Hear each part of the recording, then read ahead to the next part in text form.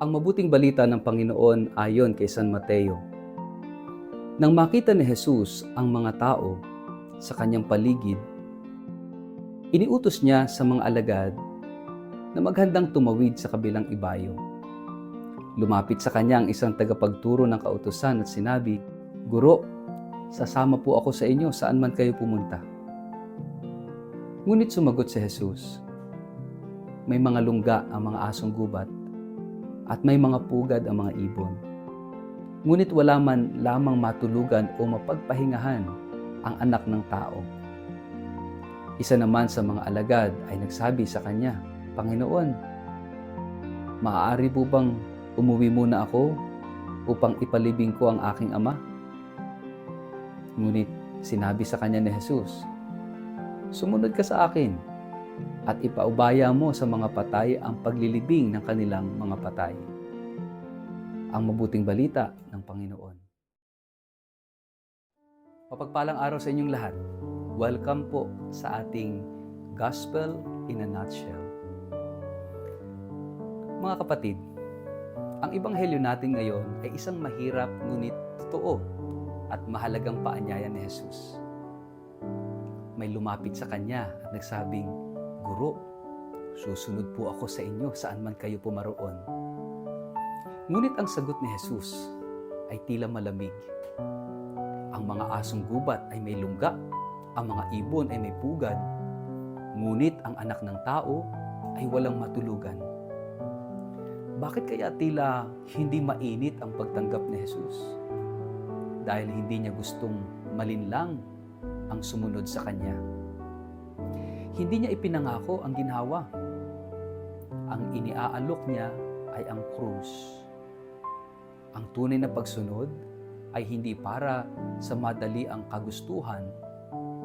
Ang unang karakter sa ebanghelyo ay isang eskriba, isang taong may kaalaman sa batas, isang intelektual. Handa siyang sumunod, ngunit tila sa sobrang bilis ng kanyang desisyon, hindi pa niya lubos na nauunawaan ang kahulugan nito. Parang sinabing, "Susunod ako kahit ano pang mangyari." Pero si Jesus ang nagpapaalala, "Sigurado ka ba? Kahit walang matulugan, kahit walang katiyakan, kahit may pagdurusa?" Sa ating panahon, madali ang magsabi, "Kristiyano ako, sumusunod ako sa Diyos." Pero pag dumating na ang sakripisyo, ang mga pagsubok, kapag hindi na komportable, kapag kailangan ng magpatawad, kapag kailangan ng maglingkod, doon sinusubok ang tunay na pagsunod. Ang tanong ni Jesus ay, susunod ka pa rin ba kahit mahirap?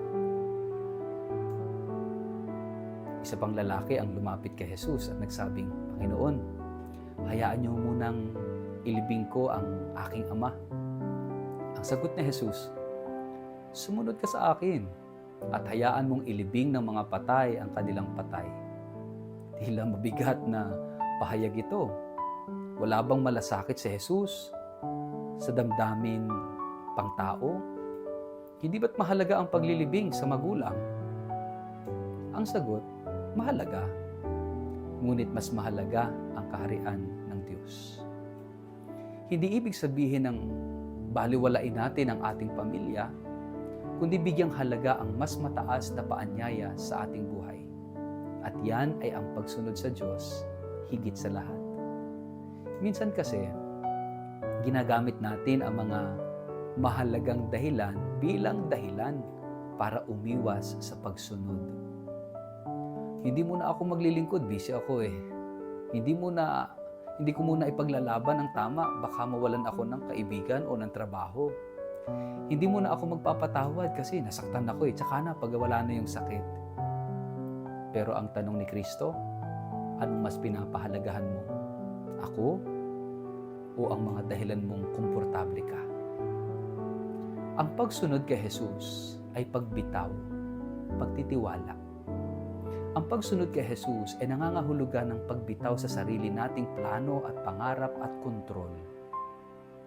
Hindi ito pagsuko ng halaga ng buhay, kundi pagtanggap ng panibagong halaga ayon sa Diyos. Si Pedro ay iniwan ang lambat. Si Mateo, iniwan ang lamesa ng buwisan. Si Pablo, iniwan ang dating buhay bilang tagapag-usig. Tayo kaya, ano ang kaya nating iwanan at bitawan para sa Diyos? Ang kaligtasan ay libre, pero ang pagsunod ay may halaga. At ang halaga ay ang buong sarili natin. Ang panawagan ni Kristo ay hindi para sa mabilisang emosyon, kundi para sa matatag na pagpapasya. Hindi sapat ang damdamin, kailangan ng pananampalatayang may lalim at tibay. Hindi niya tayo tinatawag upang maging tagahanga niya, kundi maging tagasunod niya. Kahit sa krus, hindi lang sa tagumpay. Kaya nga, subukan nating pagnilayan. Ano ang mga lungga at pugad na pinanghahawakan natin ngayon? Mga bagay na nagbibigay sa atin ng ginhawa pero humahad lang naman sa mas malalim na pagsunod kay Kristo. Kaya ko bang bitawan ang mga ito upang sumunod kay Jesus ng buo at totoo? Manalangin tayo. Sa ngalan ng Ama, ng Anak at ng Espiritu Santo. Amen. Panginoong Jesus, Ikaw ang daan, katotohanan at buhay. Patawarin mo ako sa mga pagkakataong pinili ko ang ginhawa kaysa sa iyong kalooban.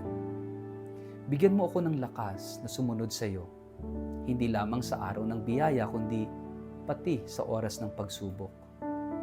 Alisin mo ang mga takot sa puso at palitan ito ng pananampalataya. Pananampalatayang buo, pag-ibig na handang magsakripisyo, at pusong handang sumunod saan man ako dalhin ng kalooban mo. Amen. Pagpalain kayo't ingatan ng makapangyarihang Diyos, Ama, Anak at Espiritu Santo,